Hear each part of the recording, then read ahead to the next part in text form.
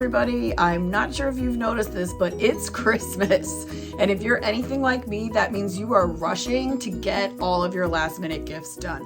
And today we're going to focus on something that I think is very important to learn as a quilter, especially a beginning quilter, and that's the binding. I'm going to walk you through, just quick basting, quilting, and then what we're really going to focus on is that outside edge, that last little layer of detail. So gather your stuff and let's get started.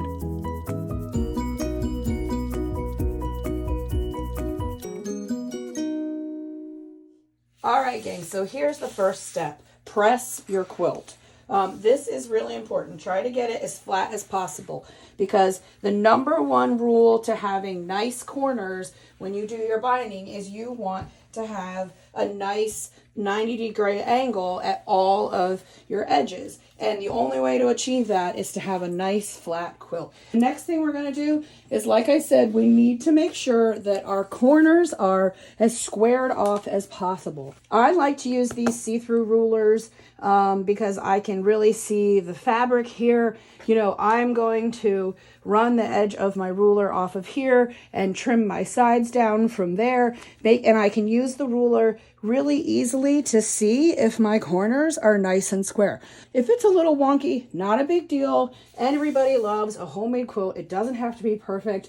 They're going to love it no matter what. So don't stress yourself out about little things like that. Just like I said, try to focus on getting nice 90-degree angles at all of your corners.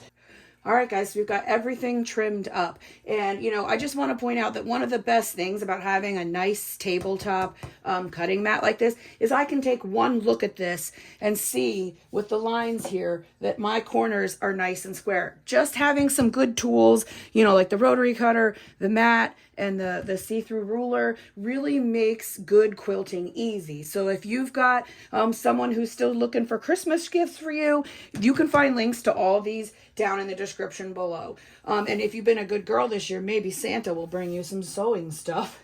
Anyways, we're going to go ahead and move on to the next step, which is going to be adding the batting. So if you've seen any of my other quilting videos, you've probably heard me talk about batting quite a few times. I tend to prefer a more natural batting, either a cotton or a cotton poly blend. I don't like the big fluffy polyester, like polyfill type stuff.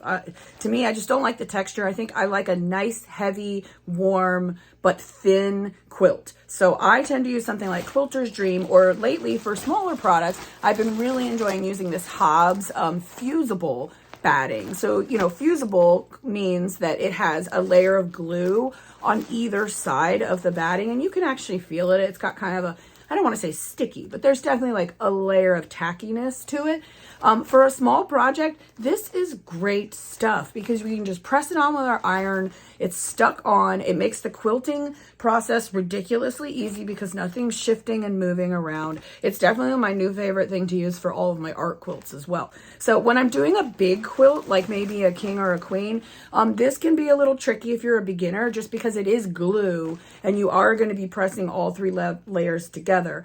For a larger project, which I would say anything bigger than a twin size, go ahead and get yourself some regular batting and some basting spray. Definitely shop around for this stuff. It can be anywhere from $10 to $25, and I get probably 3 to 5 quilts out of a can this size, depending on the size of the project. It's just a spray glue, basically. But, if you're working on a big quilt, you can smooth it out nice and neat. You can spray on a layer of this. You give it a couple seconds, wait for it to get tacky, and then you can smooth out your batting. And if you need a more in-depth explanation of how to baste a larger quilt, check out my t-shirt video. I have a detailed section in there as well.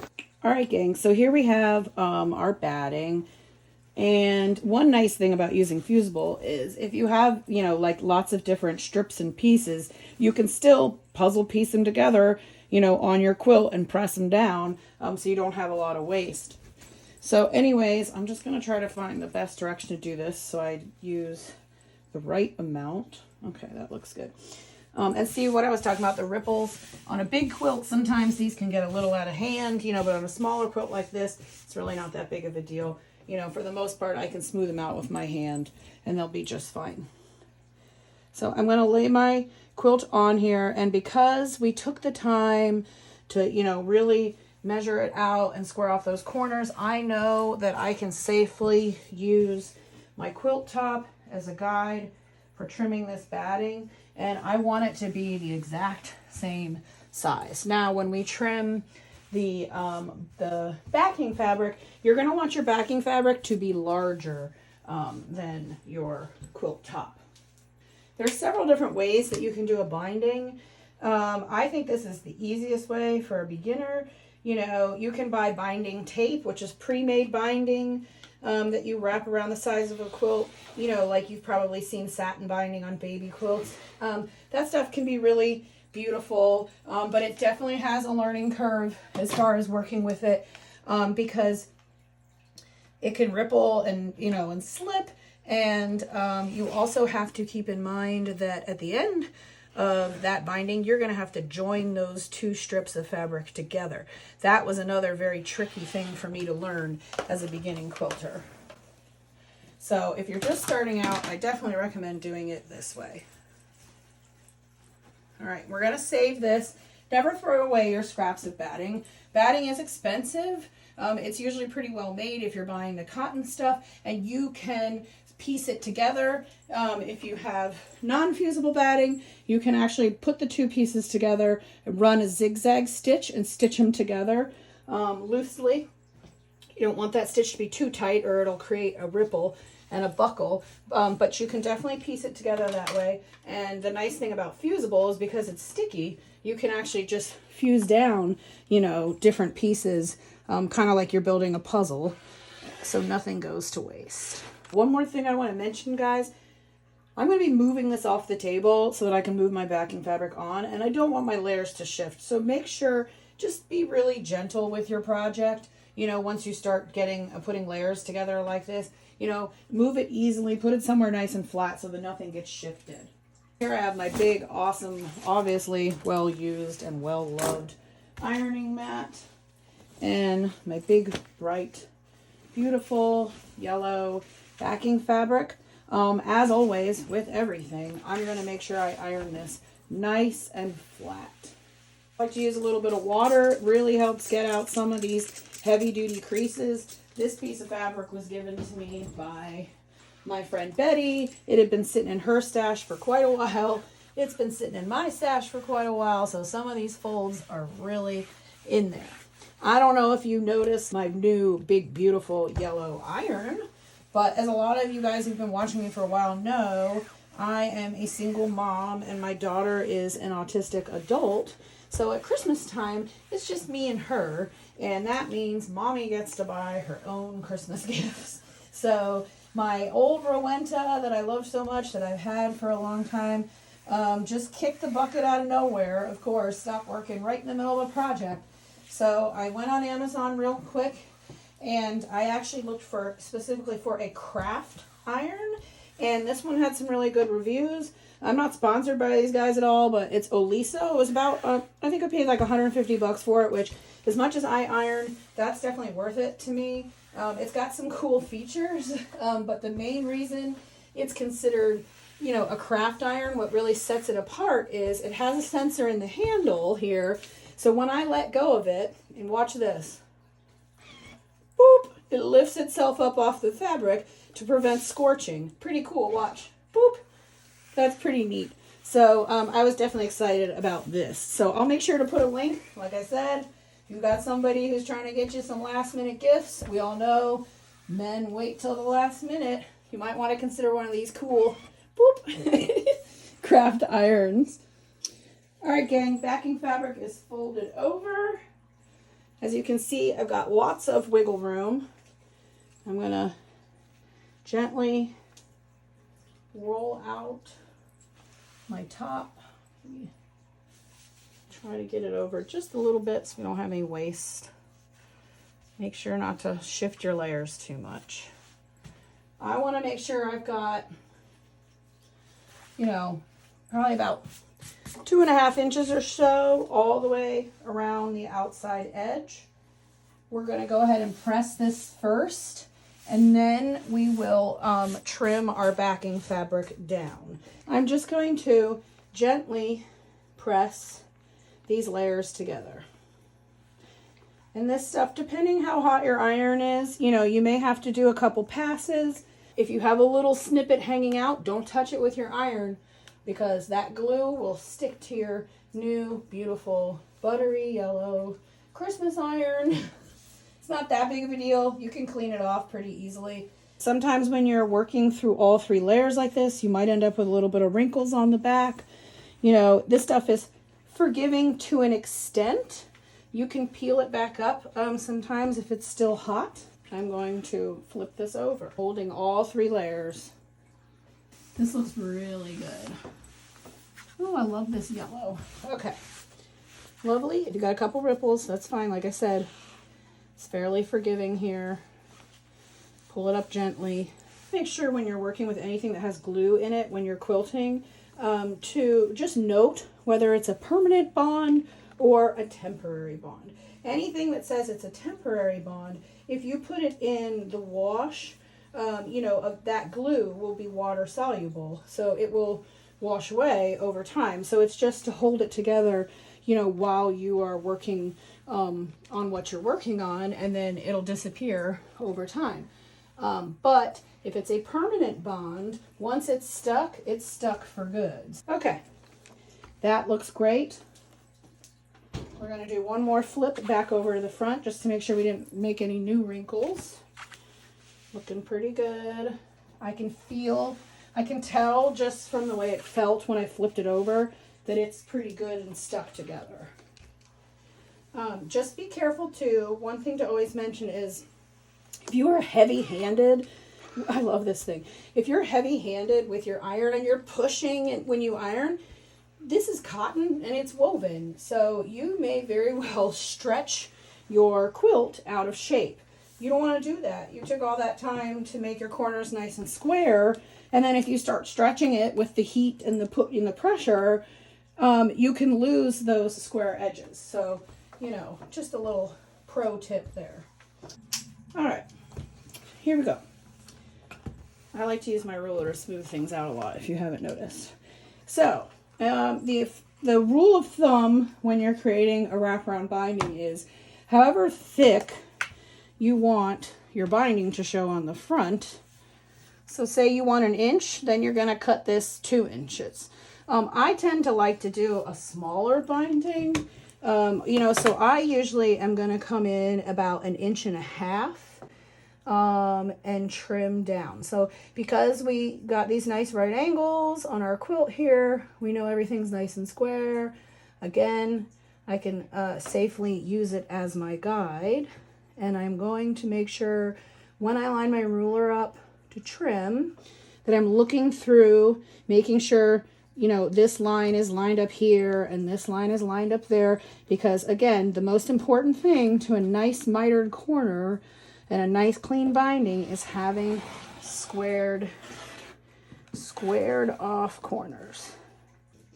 All right, guys, so now that we have everything stuck together and we have our backing nice and trimmed, we need to add a couple quilting stitches to this. If you have a small quilt like this and you're super nervous about the quilting, you know, you can literally just run stitches around these outside borders, leave it at that. That should be enough to hold something small like this together, especially again, we use the fusible batting, which helps a little bit. So anyway, what I'm gonna go ahead and do is I'm gonna run what's called stitch in the ditch. So I'm gonna go ahead and quilt through all of these seams that I made. That can be a little tricky if you're a beginner, especially if it's a patchwork like this. Sometimes what I'll do if it's, you know, a really detailed quilt is I'll just run through the vertical lines, you know, and leave out the horizontal lines. With this pattern, I don't want to do that. It would be too obvious. I definitely want to block it all out. So I'm going to do a little bit more. But like I said, it's up to you. All right, guys, so choosing your quilting thread is an important step. As always, I sew with Isacord. This is an embroidery thread, but I absolutely love it. It's strong, and it comes in beautiful colors, and it's nice and smooth, and it just runs through my machine like butter. So I've chosen 4 different tones here to try to see which one's going to look best. It is really important to actually hold your thread up to your fabric and take a look at it, because sometimes the one that looks closest to the color of fabric isn't isn't always the best choice. Also, like lighter color threads like white can be really bright when you're quilting with them. And if you're newer and you're afraid about making some mistakes, you definitely are better off choosing something that really blends in. Of these 4 colors I have here, I think this light buttery yellow, even though this fabric is almost kind of more of a chartreuse, this one actually seems to hide itself the best. It also has a nice soft look. You can choose a different thread color to stitch on the top, like say you wanted to bring in some gray. I find that working with like a light silver-ish gray actually is a very nice neutral tone to stitch with quite often. I tend to prefer quilting with a gray over a white. But anyways, I like this nice buttery yellow. I've got lots of yellows in the top of my quilt. It's soft enough that it doesn't show up like crazy. It just shows up a little bit. So I'm going to go ahead and use this one color for my top and bobbin thread. The one benefit to using the same color for the top and bottom is if your machine slips up, sometimes it might pull the bottom thread up to the top of the quilt, which is not a big deal. You know, sometimes these things happen. It doesn't necessarily mean you need to pull out the stitches. A lot of times you can just keep going. But if it's a completely different color, all of a sudden you're gonna have this pop of totally different thread color on the top side of your quilt. So that's just something to keep in mind when you're sewing. All right, guys, I just want to talk to you one quick second about needles and your feet. So I sew on a Janome Memory Craft Professional machine, and the reason I bought this machine is it comes with what's called a walking foot or a quilting foot. This is a foot that has basically motion from the top. It works like 2 sets of feed dogs. So you have these feed dogs down here, which are your teeth that move your fabric under the machine. If you have a walking foot or a quilting foot, that foot also moves. So it helps to smooth the fabric, all the layers of your quilt through at a steady pace so that they don't shift and ripple. It's a really wonderful thing to have. If you have, a regular machine, a lot of times you can buy a walking foot to attach to it. If you don't have one, just check your user's manual that comes with your machine. You can use just a standard, regular foot like this. You're just going to want to go slow and steady. Definitely in this instance, you want to be the tortoise, have a nice stitch that's small, so it's sturdy, but not so small that if you feel like you got to pull it out, you're going to have a hard time getting in there with your seam ripper. So I like to do mine at like a 2.9, something like that. Anyways, the other thing I want to mention is I like to sew with a Microtex needle. All needles are not the same. I have a video on needles. I'll put the link down below. A Microtex is just a good universal, nice sharp needle. If you're using something like a jeans needle, that's not going to be the best needle for a quilting project. The other thing to keep in mind is if your needle is dull or if you have not cleaned the lint out of your machine in a while, that can definitely affect the quality of your product. It can make you can bend a needle, you can break a needle, you can snap your thread. You're going to have way more problems with stuff getting jammed up on the inside. So also, if you have not cleaned your machine recently, check out my video on cleaning your machine. There's also a link for that down below. All right, now that we are all threaded up, let's go ahead and get this baby started. All right, so like I said, if you're a beginner and you're learning how to stitch in the ditch, slow and steady wins the race. The first thing I'm going to do is make sure my needle's set to the down position. I want to keep my needle down so when I stop, if I accidentally move my quilt, it's not going to shift it out of place or throw me off track. When I am looking at stitching and quilting, I am not looking where my needle is. I'm looking right here at this gap in my foot. This happens at such a fast pace that by the time, if I'm looking at my needle and I'm off track, by the time I'm looking at my needle, there's no way to fix it. If I'm looking right here where it's going down this little crack, I know within a split second when that needle punches down, it's going to be lined up perfectly. So it's just kind of like driving a car. You always want to be looking further down the road, not right in front of you. So the first thing I'm going to do, my machine has, it can tie its own knot, which is nice. If you don't have this option, just stitch forward and stitch backward a little bit. And I'm going to go ahead and, like I said, just follow this line down and around. If you're a beginning quilter, you just got to get used to the pace that works best for you. I don't like to go too slow because I tend to shift the fabric, but I don't want to go too fast and then lose track of where I'm at and run right off the road. So anyways, you're just going to have to play around with it a little. If you're nervous, just take some scrap fabric, slap a piece of scrap batting to it, and mess around with your machine a little bit. See how you like it. Find a pace that works for you and stick with that. All right, so when you're approaching a corner, this is the other reason I like my needle down here, is when I hit that corner, I can lift my presser foot up and just swing my quilt around and stay right on track. Now I can see from this little gap that I'm not quite lined up, so all I'm going to do is lift my needle, just jump over a smidge so I'm lined up again, and away we go. All right, so when you're approaching the end, you just want to come in slow so you can line it up nice and neat. You know, you can take your foot off the presser foot. You know, if your machine has an up-down button, you can go up, down, just to make sure that you get it right on the money. And like I said, you can, if you have a knotting, button like me, you can use that, or just back stitch and forward stitch, and you're all set. So there we go. So the next step we're going to do is we are going to fold over our short sides and get our binding started. So like I said before, I'm going to fold this in half, making sure to butt that up nice and flush with the side of my quilt. Again, using my nice trimmed squared off edges as my guide, and try to make this nice and neat. Okay, you don't want it to be too far out here, and you don't want it to be too far over here. We want it right there up against the edge. The edge is our guide. So that looks great. You got a nice press, and then we're going to start and we're going to fold it over. Again, pressing nice and neat. And this is much easier if you're using a lower loft batting. The higher loft battings, the puffier ones, it's just a little bit trickier to get that nice press in there. So I have some different types of binding clips. You can use hair clips. You can get these little plastic ones on Amazon fairly cheaply. Whichever you choose to use, you're going to want to use some, just some kind of, you can use pins if you want, but I just find that these clips are so much easier. You're not going to poke yourself, accidentally bleed on your quilt. It's not going to ripple the fabric when you puncture it. And they're much easier to take out when you're sewing. I like these ones a little bit better. These ones work great as well, but they're just, they kind of, to me, like bunch the fabric up a little, and they're just not as long. I think I like the bigger ones that hold it nice and flat. So here we have one side. I'm going to go ahead and do the other short side. All right, now I'm going to bring you in a little bit closer so you can see what I'm doing with the corners here. Giving it a nice press there. Making sure it's good and flat. And we're going to fold that bad boy up again. Make sure it's not like this. It's not like this. It's not up too close.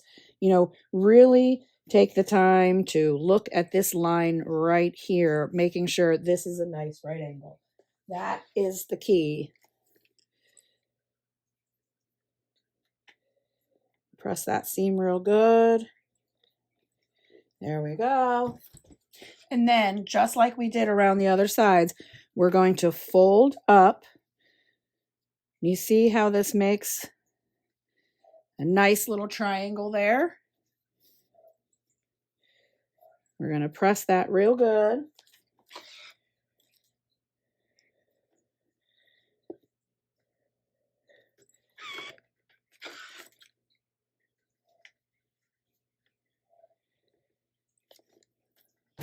And then when we fold it over, tuck in those little strays there. We fold it over, we're going to have a nice, perfectly mitered right corner, just like that. See? Just like wrapping a Christmas present. Perfect. So I'm going to go ahead and work down this side, pressing and clipping, and I'll bring you in on the other side so you can see it once again for a second time. Make sure you put a clip right there. Hold it in place so you don't lose that pretty little spot. So as you can see, we've got a little bit of a twist going on here, but that's okay. We're going to come back down to this other corner here. Another right angle, nice and neat. Fold it up, nice and neat.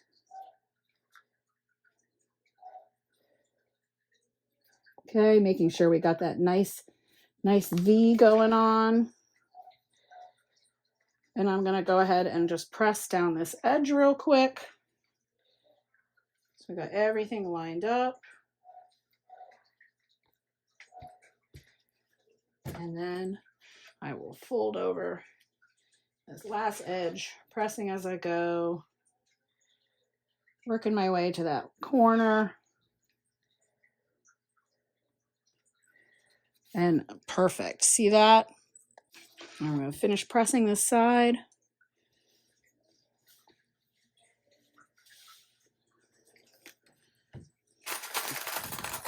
Add a few more clips to hold my nice creases in place, and we're all set.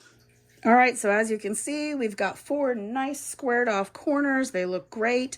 The quilt is looking nice and square. You know, that's real easy to tell if you have one of these lovely table mats like I do. So we're going to go ahead and bring it to the sewing machine, and all we have to do is stitch 1 stitch all the way around the outside edge, and we're done. We have perfect binding, beautiful mitered corners, piece of cake. All right, guys, so here we are at the machine. I'm just using my regular presser foot. You could use a 1/4" foot if you want, but I just like to butt mine right up against the edge here and use the side of my foot as a guide. I'm going to go ahead and move my needle position over so just it's a little bit closer to the edge of the binding. That way I don't have too much of a lip flipping and flopping around there. So I'm just using a nice tight small stitch. I've got my stitch length set at like 2.9, and I'm just gonna follow this all the way around the edge, again using the side of my foot as a guide and removing my clips as I go. Try not to go too fast. I don't want it to get away from me. I also don't want it to cause a bunch of ripples or puckers. If you feel like you're starting to see that, you can just slow down, keep your needle down and lift your presser foot up, smooth it out a little bit, and then continue on your way. And as you can see, I've got my finger here just kind of in front of my presser foot, just guiding my fabric, keeping it nice and flat and smooth. So when I take that clip off, it doesn't get away from me. All right, so I'm going to slow down here as I approach this corner, making sure my fabric is nice and smooth. You know, sometimes it's going to get a little ripply or puckery as you move down the sides, especially those long sides. So if I need to, I can just make a small adjustment here, tuck in anything, smooth out any ripples. I'm going to bring it right up to the corner.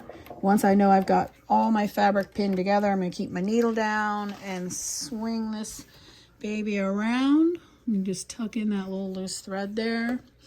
I'm gonna drop my presser foot and keep on going. This is our last corner, so I'm just smoothing it out, tucking under that just tiny, we have just the tiniest little bit of a pucker, and that's all right. I'm just gonna tuck it in and hide it right there behind my beautifully mitered corner, and we're gonna come right down here and wait for my needle to catch all of the fabric layers together, swing that corner and bring it right up to meet my original stitch. I'm gonna overlap by a little bit, just with my loose ends, back stitch for a second, go ahead and cut my thread. Now, as I was saying, the reason I kept my needle off to the left is so that this flap isn't too big. You could move it as far over as you want. The next thing I want to show you is, I've got these lovely corners, but there's one thing I want to point out.